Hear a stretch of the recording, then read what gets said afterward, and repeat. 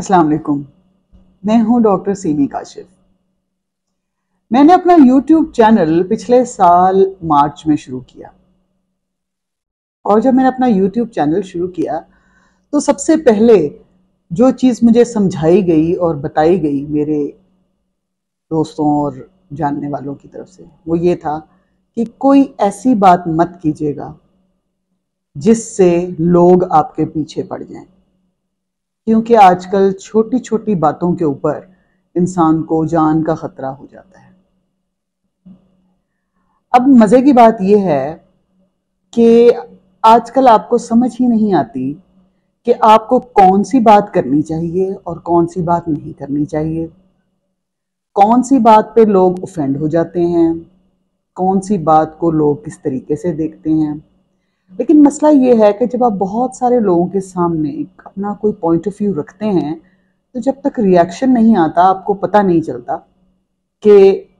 आपकी इस राय के बारे में राय आमा क्या है और इसके कहने के क्या आफ्टर इफेक्ट्स हो सकते हैं। इसके साथ साथ मुझे एक और चीज़ का भी ख्याल आया कि हमारे ज़माने में बच्चों की कहानियों की किताबों में, बड़ों के ड्रामों में, फिल्मों में अक्सर जगहों पर एक जुमला इस्तेमाल हुआ करता था कि जब किसी बादशाह या हाकिम के सामने कोई इंसान पेश होता था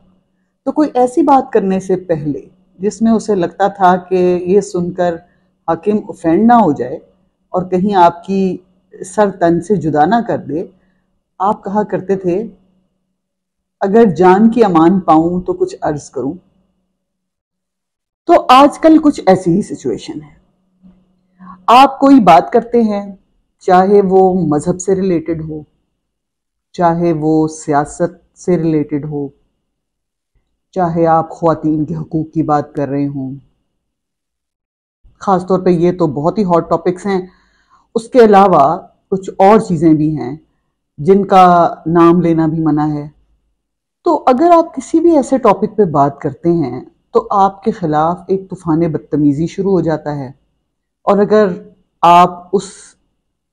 फ़िरके की रेंज में हों या उस ग्रुप जो एक ख़ास किस्म की सोच का हामिल है उसकी पहुंच में हो तो शायद आपका सर वाकई तन से जुदा कर दिया जाए। तो ये जो इनटॉलरेंस या किसी को बर्दाश्त ना कर सकना हमारे मजहबी फ़िरकों में भी है, हमारे सियासी फ़िरकों में भी है, हमारे आम लोगों के बीच में भी है। और आजकल ये इनटॉलरेंस इतनी ज़्यादा बढ़ चुकी है कि आपको वाकई समझ नहीं आता कि आप आम महफिलों में, अपने सोशल मीडिया ग्रुप्स में या अपने चैनल्स पे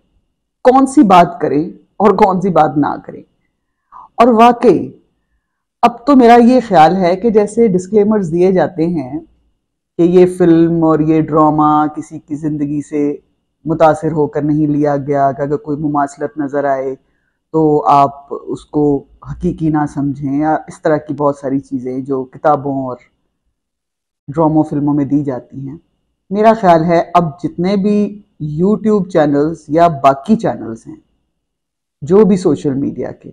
उनमें हर बात करने से पहले आपको शायद ये जुमला ज़रूर कहना चाहिए